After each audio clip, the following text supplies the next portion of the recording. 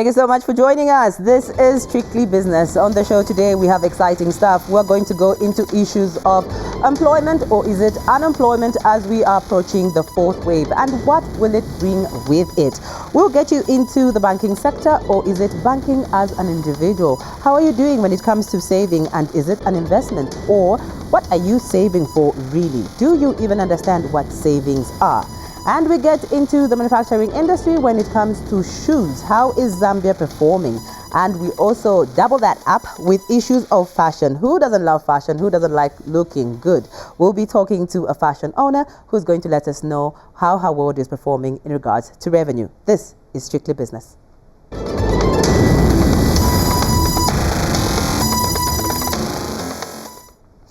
This is Strictly Business. My name is Judyngulube. We are going to be talking all things and keeping it strictly business. But first up, our chat focus is going to be talking on the issue of employment. We know that 4.4% is the figure that has been affected when it comes to unemployment because of COVID-19 since it started. But a potential of 5.5% is potentially what it looks like in the fourth wave.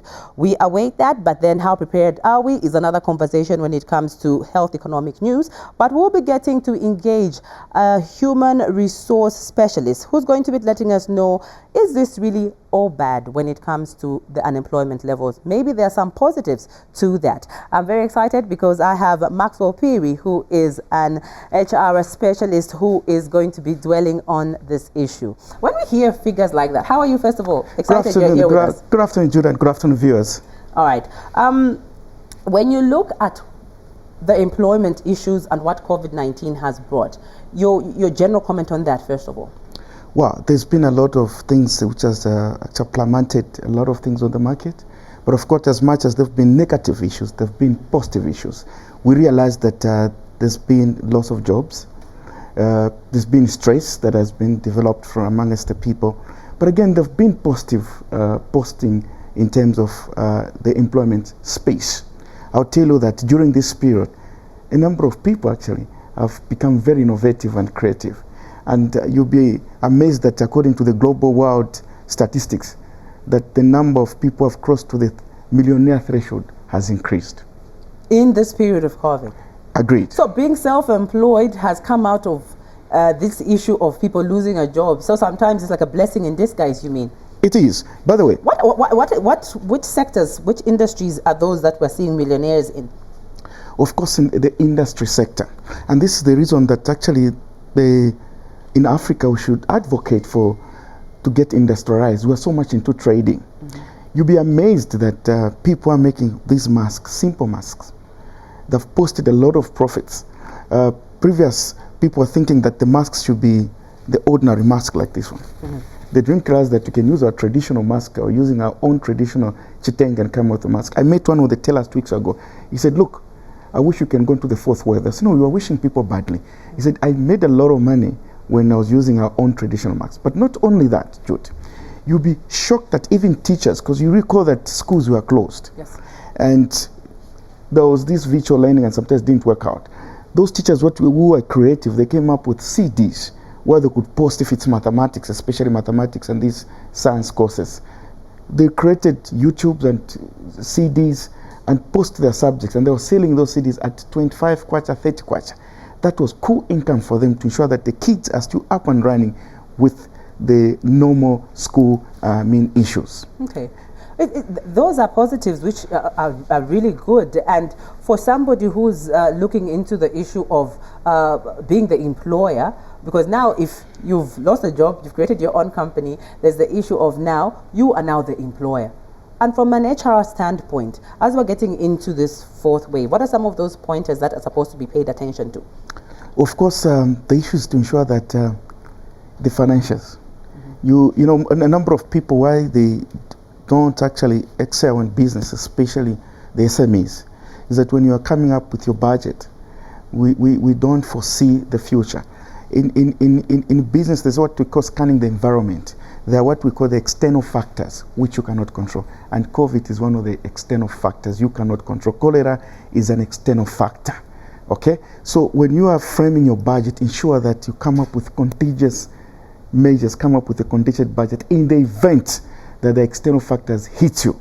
We should not be found outside the business. And in addition to that, there are a lot of insurance firms. I'm not selling the business, but make sure that your firm is actually insured, so that in the event that such kind of things happens, you should be able to get back to insurance and cover some of the targeted assets that you have, so that you're up and running and the business is a going on concern. But when you look at the sectors that have been most hit, so we're looking at they've been hit, there's been good that has come out of it. Overall, all in all, as we go forward, as we move forward, from an employer's point of view, employee's point of view, those that have transitioned by default from being, in employment to out employment, what are those things that we should look out for? Well, my hope is that the fourth wave won't hit us badly. If it does, I'm sure of learn a lesson. You'll be amazed that the COVID issue, when it came in, globally the world was already prepared for what they call digitalization, or the 4.0 revolution. The 4.0 revolution is that there will be now what they call replacing human beings with machines. So there was an arrangement globally that by the year 2025, the world should be using artificial intelligence. I think you've seen this even in the banks, where you can deposit money, you don't need to walk into the bank. So when COVID came in, it just triggered the whole issue. So yes, those that survived and they're up and running, my hope that the fourth wave won't hit much. But if it happens, which I don't think it will, please ensure that we got a strong budget, and we also have strong policies in terms of the health and safety. Let's politicize it and make sure that we review it, and also let's ensure that we have a very good policy in terms of the health schemes at our institutions, and also to ensure that also other policies that are in line with HR, they're reviewed and they're speaking to what is happening, especially in line with the World Health Organizations. I think that will be working with the first world. Definitely. Something, policies that speak to the reality of what's happening is very, very important. I appreciate you coming through. Thank you so much. Thank you, Jude. You're still watching Strictly Business. Coming up on the show, we will be talking to Sara Kamoto. We will be engaging in issues of financial inclusion. Who is being included, who's not being included, but then again, we'll also throw in issues of savings. And later on the show, we'll be getting into the world of fashion and how it's creating revenue for not only the people in it, but the ripple effect for economic development. This is Strictly Business.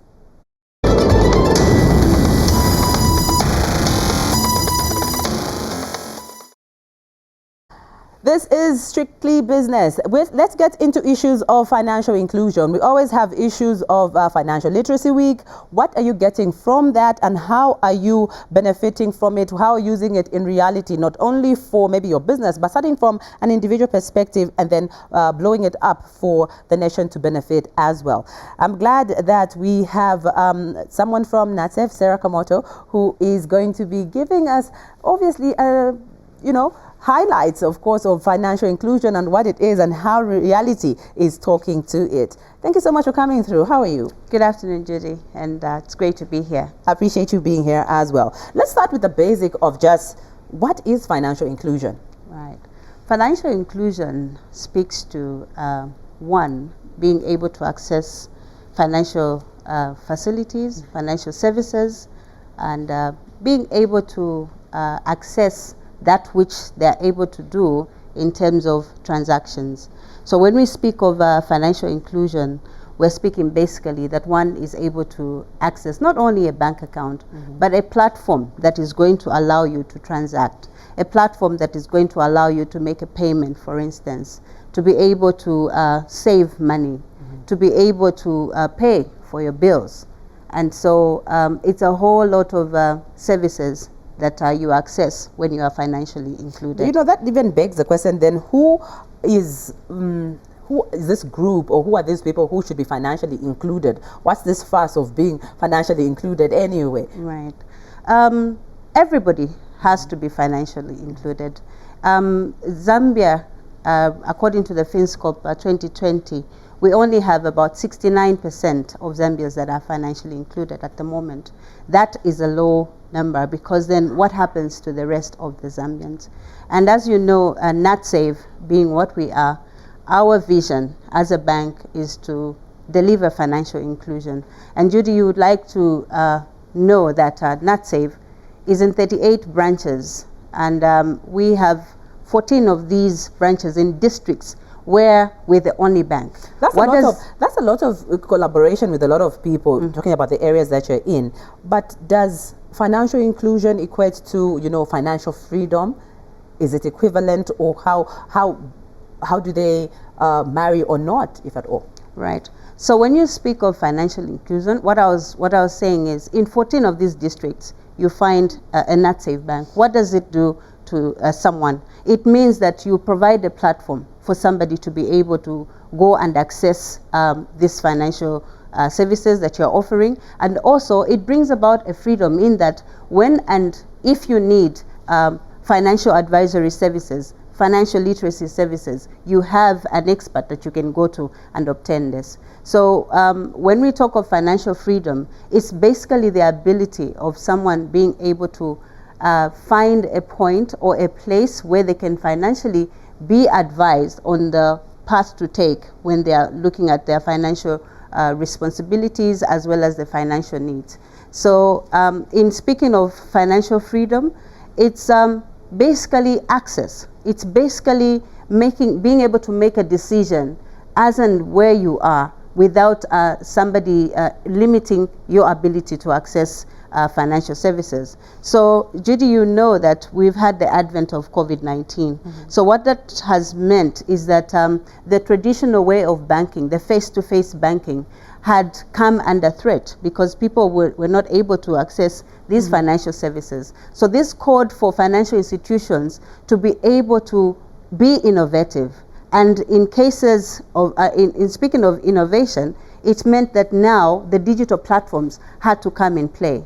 And for Natsave, what we did is we enhanced our mobile banking platforms, and so people didn't have to come to the bank. For the retail customers, we had the mobile banking platform where they could bank on the go. They could bank using the mobile app. They could bank using the USSD code for those who have feature phones. I'm from having a conversation with Mr. Maxwell Phiri, who was talking about issues of, you know, how sometimes the employees have got this issue of revenue and whatnot, but then he spoke of the teachers and how we've put more, and then there was this conversation of how, you know, you borrow money, you borrow more than what your revenue, your incoming revenue can handle.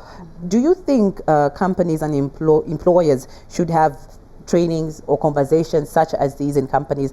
To what extent would this affect the individuals in regards to financial inclusion and financial freedom, which will help them? Right. The basic principle in finance is that you do not spend what you do not have. So the insurers will say take a risk.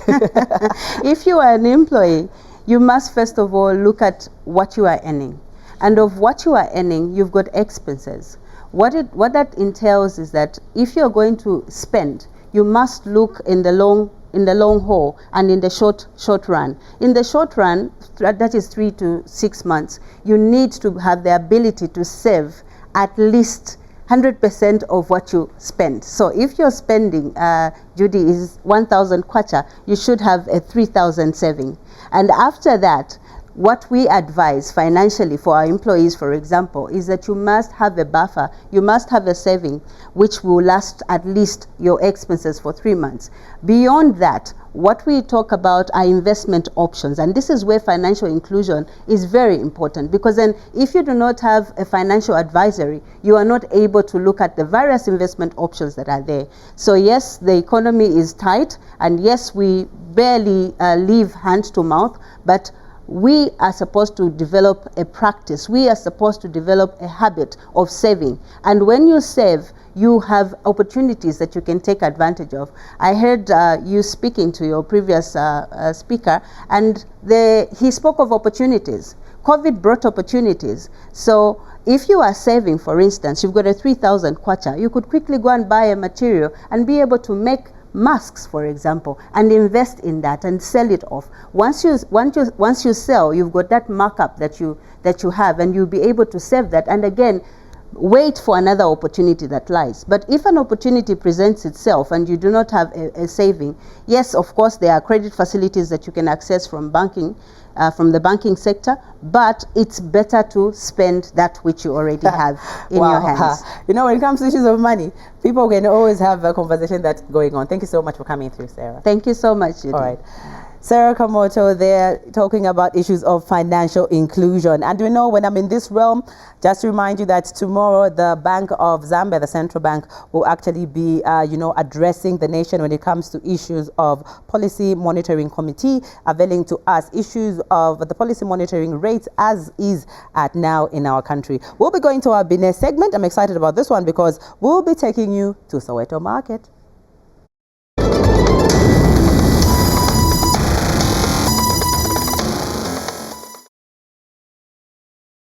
All right, our bidder segment takes us to the small entrepreneurs, and this time I take you to the market where a shoe factory is in the midst of Soweto Market. Have a look.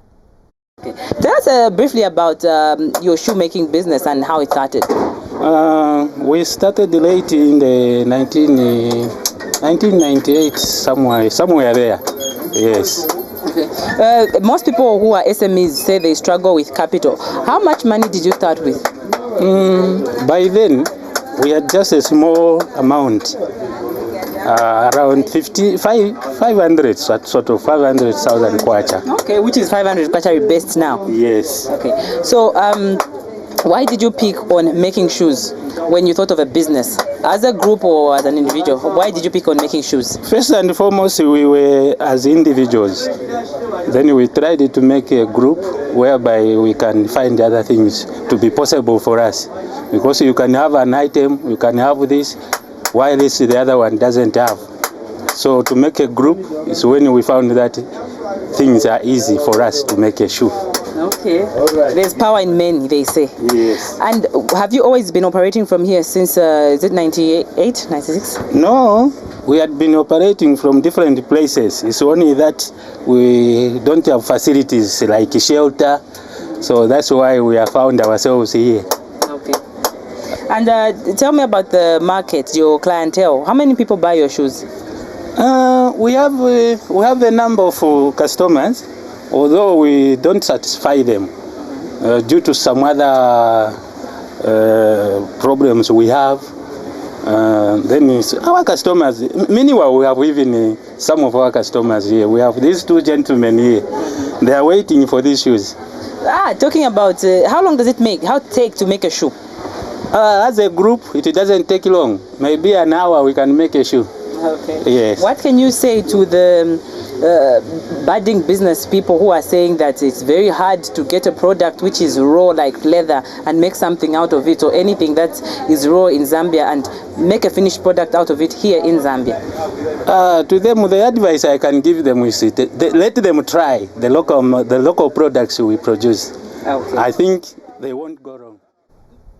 Webster's episode there, a gentleman who's very innovative, right in the heart of Soweto Market. Amazing. What you're seeing on your screens right now is almost as small as 2 by 2 meters room where 6 gentlemen sit in there, and they have actually put themselves in segments, so to say. There's the cutting, there's the warming, there's the finishing, there's the sewing, and you know, entrepreneurship at its best. When you talk about innovation, it doesn't necessarily mean you have to be on a PC or on a computer to make that app. Nothing taken away from the software engineers, but I'm talking about innovation at every level. Pure Zambian shoes in the heart of a market here in Lusaka, Zambia. All right, Webster's episode there, running a shoe factory, so I would like to call it, in the heart of Soweto Market. Talking about shoes, most of us do love shoes, especially when it comes to fashionable ones. A lot of ladies will agree with me. Up next, I'm going to be talking to Christine. She owns a fashion line where she imports shoes, but she sells them right with us. Christine joins me as we talk about the issue of fashion, which is one of those industries that is adding immensely, not only to, you know, individuals as a business, but it also has a ripple effect of the revenue for the country, revenue that will be taken into not only for, issues of, you can move forward. You can move forward with me so that, So revenue that will add not only to our business, but for a country at large. How are you, and how are you doing? I'm very okay. I don't know for you. All right. How's Christy Fashions? I tell you, we are catching up with the latest. All right. When you see gentlemen like the man who's been, creating shoes in the heart of Soweto market, and you have almost half your fashion line dealing with selling shoes, how does that make you feel? It's a good thing. One thing we can see is that we've got a lot of entrepreneurs out there locally. So all I can say is that they need a helping hand. They are there, they can't come out in open, but they need a helping hand. Okay. I'm a youth representing men out there. I know there are a lot of entrepreneurs out there who can do the best for our country, Zambia. So I just look forward to say these lives will be touched. I'm just representing a lot of the youths out there. When you look at the fashion industry, to what extent, in regards to the profits that you're making, what extent do you think this contributes to revenue? If I tell you to say shoes, it's an industry which is so important. Because from your childhood to reach where you are there, whether you are putting on whichever kind of shoes, but at some point you would say, I've put on shoes, whether you're going to the field, whether you're going to the what. There's some point, can you go and put on your shoes? So you understand to say shoes are part of our lives. It's a need. How would you describe your profits? So the profit for the shoes, I tell you, because being an entrepreneur, I look at what is on demand at the moment. So mostly like the shoes that you see on my page, these are the latest shoes that are there. The block heel shoes, and when they come, I can't lie to you, they are on demand. Customers call in, I want this, I want that. By the time you realize, a month cannot finish. So the profit mostly, like for the block heel shoes, you order 200 for instance, and they come 24 in a box. But how easy is it to thrive in this business right now with our current economic situation in Zambia? That's why I tell you, it depends with how you are doing your advertising also. It depends how you catch up with your customers and how you talk to your customers and so on. So at the end of the day, as an entrepreneur, you need to have initiative. How am I going to make my business will talk about being advertising in cars course. It's going to mean I have to, it's expensive. Right now I'm just starting. How am I going to advertise? How am I going to, how are entrepreneurs supposed to embrace advertising? Advertising is one thing that would make someone, because if I can have the product within me, but if I'm not advertising, who will know to say I'm an entrepreneur? So for me, I think advertising, it plays a big role. Once the customers out there, they know of your business, it will be important to them, no matter how little your business, because you're an entrepreneur. You have put in, you have invested that little money in it. Very quickly, in under a minute, Christine. Yes. There's a ministry of SMEs. There's a ministry of, embracing innovations and, arts as well. Okay. When you combine all these, how would you like them to help you? I'm looking forward to say, if at all there are people who are out there who can help, I think it will be a good thing for me. Because at the moment, all the products that you are seeing, they are very much available, but they are home. There's just a need to have that physical structure where this boutique will be set from Lusaka. It will be able to be put all over the provinces of Zambia. And I think for me, it will be a big help for me, because at the moment, I just have people who come by the door. I need this, I need that, I need that. So at the moment, I think what I would need is a physical structure, a boutique which will start with Lusaka, then the all provinces of Zambia. So all I can say is I think I would really appreciate if there will be a well-wish out there who will be able to help entrepreneurs like me and many other youths out there who are pending and have those ideas, and they just need that help. A passionate one there. Thank you so much for coming to Christine. And good luck with Christy Fashions. Pardon? Good luck with Christy Fashions. Thank you so much, Judy. Looking forward to seeing more clients coming and check on that page. Check on that page. Take your time, go through. Yeah. Okay. So this has been Strictly Business for today. I have been talking to Christine. She is, a proprietor for a fashion line, which she has a leaning towards shoes, and the passion of how local entrepreneurs, such as the ones we show, combined together, can be noticed by by ministries such as the new Ministry of SMEs, and how they can combine and work together, collaborative efforts to make sure that fashion arts are looked at in a manner that is, substantial and can add to the sustainable development growth. Of course, looking at socio-economic growth for Zambia as a country as a whole. This is where we wrap up our show for today. Thank you so much. Appreciate your company. Join us next week at the same time, Tuesday at 18. On behalf of the entire production crew, my name is Judy Ngulube.